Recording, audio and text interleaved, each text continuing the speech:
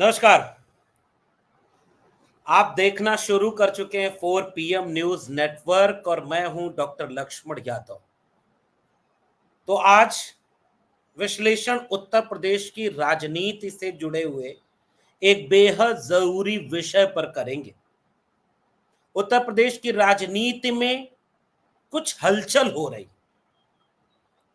ये हलचल 2022 के बाद से शुरू हो गई थी। 2024 के चुनाव के पहले भी तेज हो गई थी। 2024 के चुनाव परिणाम के आने के बाद और ज्यादा तेज हो गई।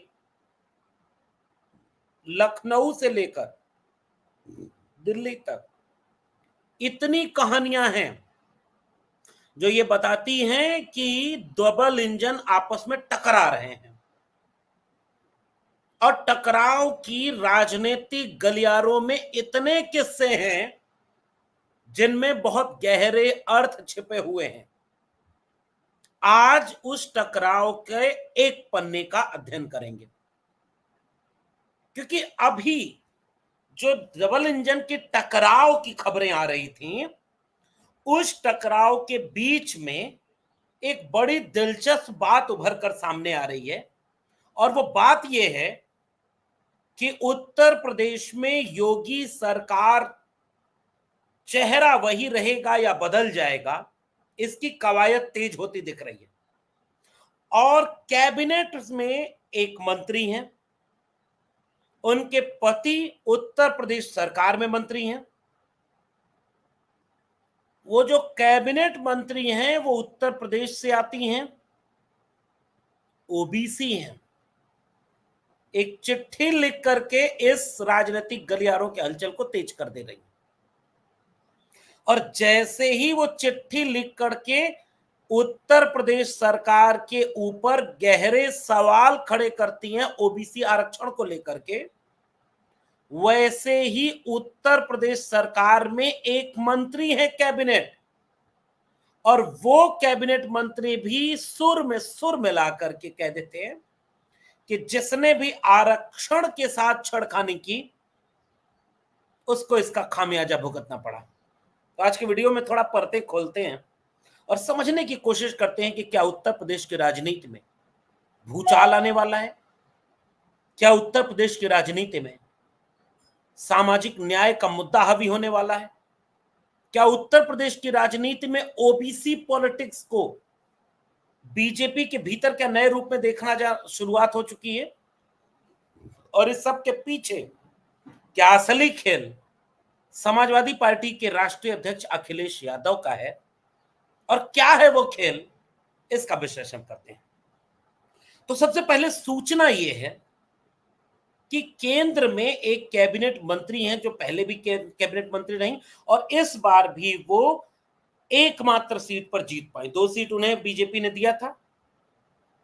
अपना दल सेकुलर, अपना दल सोनेलाल, तो अपना दल सोनेलाल की राष्ट्रीय अध्यक्ष अनुप्रिया पटेल मिर्जापुर से फिर से सांसद चुन ले गए और अनुप्रिया पटेल फिर से केंद्र सरकार में मंत्री बना दी गई हैं। एक आध बार कभी कैबिनेट मंत्री बनती हैं, फिर राज्य मंत्री बन जाती हैं और बीच में उनका उतार चढ़ाव चलता रहता है।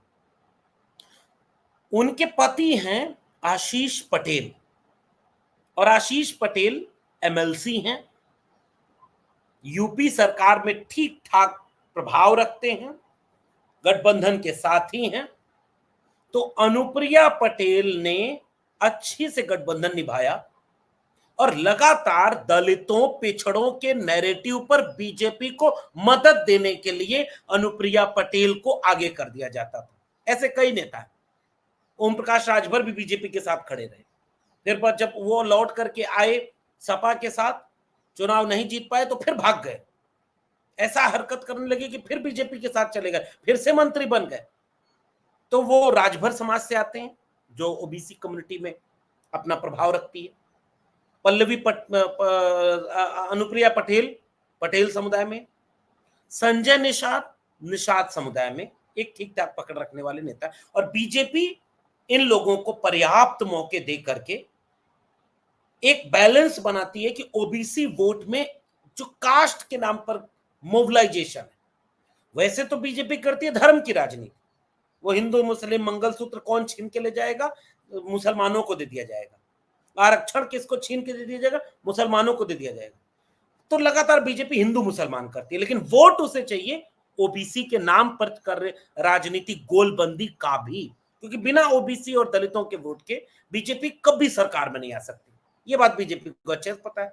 तो पर्दे के पीछे जाति की राजनीति खेलती है और पर्दे के सामने हिंदू की राजनीति खेलती है।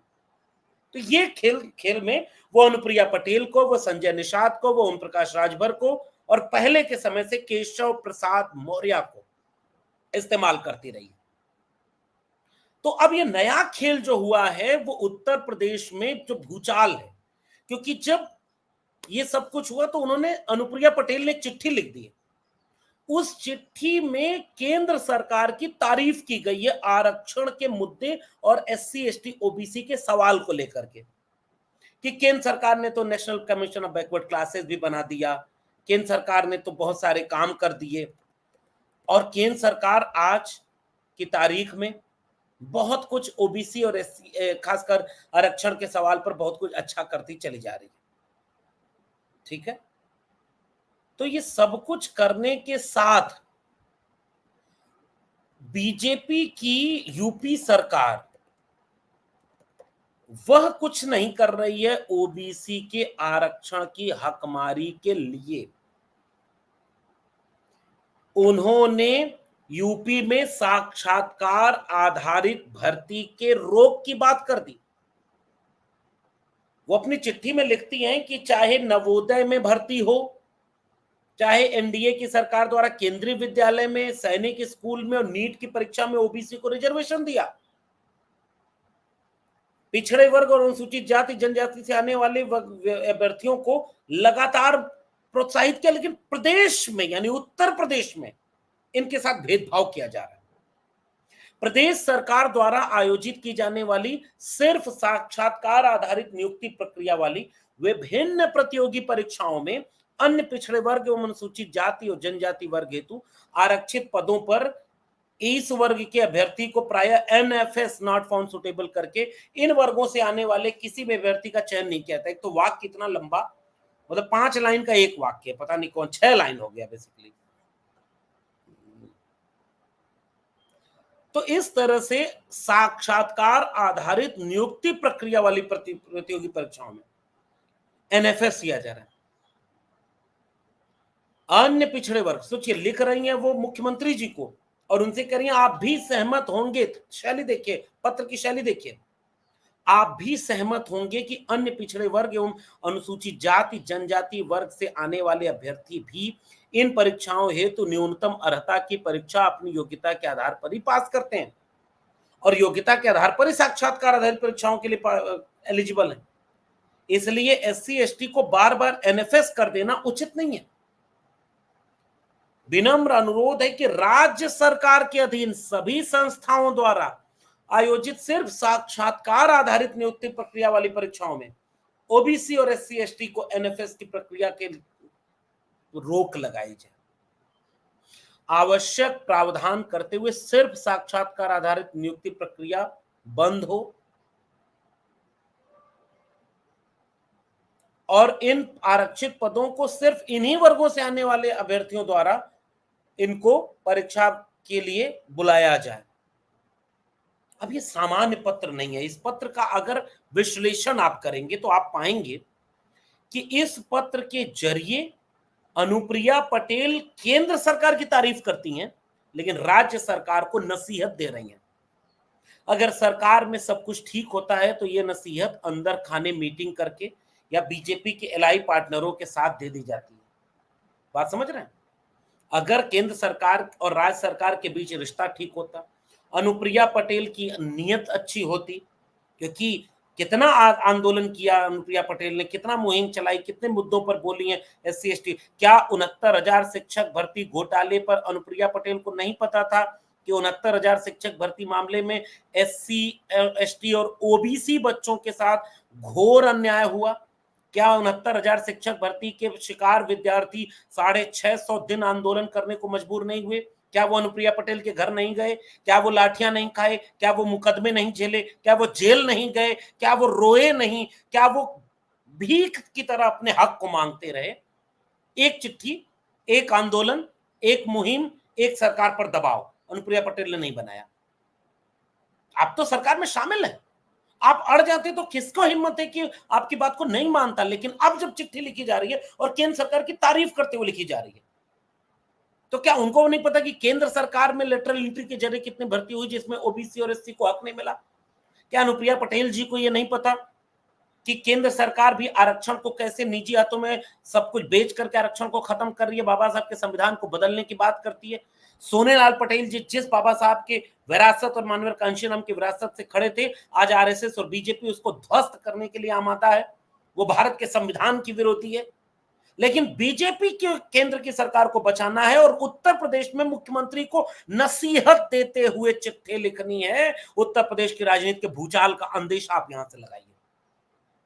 और जैसे ही ये नसीहत देते हुए उनकी बात सामने आई, तुरंत दूसरे मंत्री संजय निषाद भी हाँ में हाँ मिलाते हुए कहने लगे, आरक्षण के मामले पर जो सरकार इसको प्राइवेट प्रॉपर डील नहीं करती, उसको इसका खामियाजा भुगतना पड़ता है। और संजय निषाद भी इसके बारे में बोलने लगे और वो भी प्रदेश सरकार को ये इशारा करने लगे कि हाँ, प्रदेश सरकार में यानी योगी आदित्यनाथ की सरकार में ओबीसी और एससी के हकमारी या उनके साथ भेदभाव की परिस्थितियां बनी हुई है। और ये बात कौन कह रहा है? योगी आदित्यनाथ सरकार के सबसे बड़े समर्थक दो ओबीसी समूह के लोग। तीसरे ओम प्रकाश राजभर है, वो तो कुछ कुछ बोलते ही रहते हैं कि लगातार ये हो रहा है, वो हो रहा है। वो क्या बोल देंगे कभी पता नहीं। आजकल कम बोल रहे हैं क्योंकि उनके विधायक बेदीराम बहुत बड़े माफिया के आरोप उनके ऊपर लग गए कि पेपर लीक के सरगना टाइप का मामला चल रहा है मीडिया के खबरों में। तो इसका मतलब क्या उत्तर प्रदेश की राजनीति में दलितों और पिछड़ों के सवालों पर क्या भूचाल आने वाला है? और फिर इसके लिंक आप जोड़िए शपथ ग्रहण से। योगी आदित्यनाथ जाते हैं, वहां उनका बॉडी लैंग्वेज, प्रधानमंत्री नरेंद्र मोदी के सामने जो बॉडी लैंग्वेज है उसमें कितनी दिक्कत आती है। फिर योगी आदित्यनाथ तुरंत लौट के उत्तर प्रदेश आ जाते हैं और मीटिंग पे मीटिंग करने लगते हैं, जबकि दोनों डिप्टी सीएम दिल्ली रहते हैं। क्या इसके पहले कितनी बार दिल्ली और लखनऊ में झगड़ा ये नहीं हो चुका था कि गुजरात से एक मंत्री दिल्ली बुला करके लखनऊ भेजा गया और टहलता रहा लखनऊ में, उसको जगह वो नहीं मिली जो दिल्ली चाहती थी। लखनऊ चाहता था कि permanent DGP, permanent joint secretary rank पर जो हमारे प्रमुख अधिकारी हैं जो प्रदेश चलाते हैं उनमें इनका हिस्सा हो, लेकिन दिल्ली ने उस पर इशारा नहीं किया तो वो हिस्सा नहीं मिला। फिर दिल्ली ने जो इशारा किया कि ओम प्रकाश राजभर, दारा सिंह चौहान को उनका हिस्सा जगह दे दी जाए, तो लखनऊ ने उसमें बहुत देरी कर दी, खींचतान लगी पड़ी। और फिर चुनाव के ठीक बीच में ये खबर आ गई कि अगर दिल्ली में पूर्ण बहुमत की सरकार आ जाएगी तो उत्तर प्रदेश में मुख्यमंत्री बदल दिया जाएगा, जैसे मनोहर लाल खट्टर, जैसे शिवराज सिंह चौहान। और फिर क्या था, उत्तर प्रदेश के मुख्यमंत्री ने मसीहाओं को माफिया कह करके जो जो करवाया और माफियाओं को मसीहा बना दिया है, हर जिले में अपने मसीहा तैयार कर दिए, उसने भी अपना खेल शुरू कर दिया।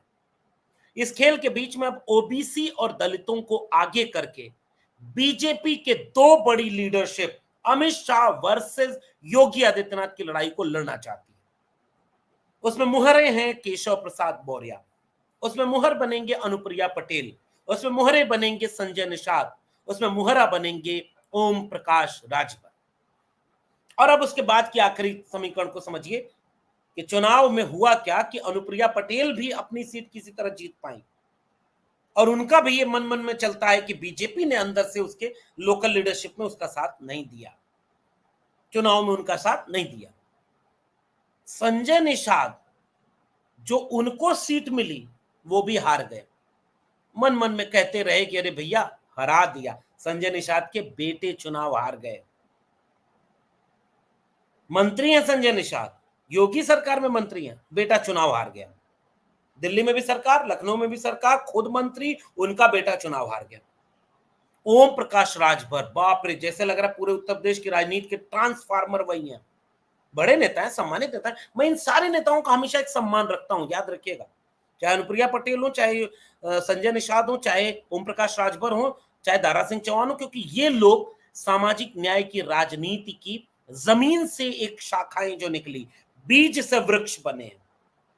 ये सामान्य संघर्ष नहीं किया है ओम प्रकाश राजभर ने, दारा सिंह चौहान ने, संजय निषाद ने, अनुप्रिया पटेल, बहुत संघर्ष कर, अनुप्रिया पटेल के हिस्से का संघर्ष तो चलिए सोनियाल पटेल जी ने किया, लेकिन इनका सम्मान हमेशा रहेगा क्योंकि इनकी राजनीति बहुत महत्वपूर्ण। बार बार कोई नहीं बनता ओम प्रकाश राजभर और संजय निषाद नहीं बन पाए, लेकिन इन्होंने अपना कद जो घटाया वो सत्ता पाने के लिए बीजेपी के पास चले गए। इसलिए बीजेपी अब केवल जैसे लगता है इस्तेमाल कर रही है बार बार।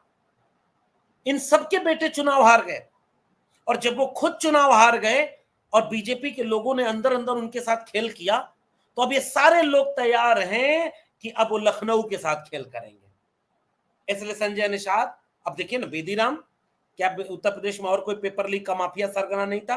फंसा कौन, आरोपी कौन बना? बेदीराम, ओम प्रकाश राजभर की पार्टी के सबसे प्रमुख विधायक, भाग रहे, फरार हैं, कब गिरफ्तार हो कब ना हो। नीट के पेपर लीक के सबसे बड़े सरगना के रूप में उनका नाम आ गया। क्या उत्तर प्रदेश में और कोई घोटाला नहीं हुआ? क्या योगी आदित्यनाथ के चहते लोग किसी भी चीज में घोटाले में नहीं आए? लेकिन घोटाले में कौन आया? ओम प्रकाश राजभर की पार्टी के लोग। चुनाव कौन हारा? अनुप्रिया पटेल एक सीट पर किसी तरह चुनाव जीती और दूसरी सीट पर उनका कैंडिडेट हार गया। संजय निषाद और ओम प्रकाश राजभर दोनों के बेटे हार गए। अब दोनों दिल्ली के साथ मिलकर के लखनऊ में खेल करने को तैयार है, दोनों, तीनों, चारों, सब मिलकर। और बीजेपी के लिए ओबीसी और एससी की पॉलिटिक्स इतनी ही है, इन चिट्ठियों के इतने ही मतलब है कि लखनऊ में कुर्सी बदल जाए, वरना 69,000 शिक्षक भर्ती मामला, वरना संविधान विरोधी बयान, वरना सामाजिक न्याय के खात्मे की बात, इन सब पर भी इन मंत्रियों का अंतरात्मा जागती। और आखिरी समीकरण उत्तर प्रदेश की राजनीति को बदलने का है। समाजवादी पार्टी के नेता अखिलेश यादव का पीडीए क्रांति का आगाज। और जैसे ये पीडीए क्रांति आई है, इसने बीजेपी की सो कॉल्ड, जैसे अमित शाह जब जातियों को जोड़ते थे तो उनको कहा जाता था चाणक्य हैं, क्योंकि वो जातियों को जोड़े तो सोशल इंजीनियरिंग, और अखिलेश यादव जब जातियों को जोड़े तो वो जातिवाद बढ़ जाता है। बीजेपी और उसकी मीडिया यही कहती है।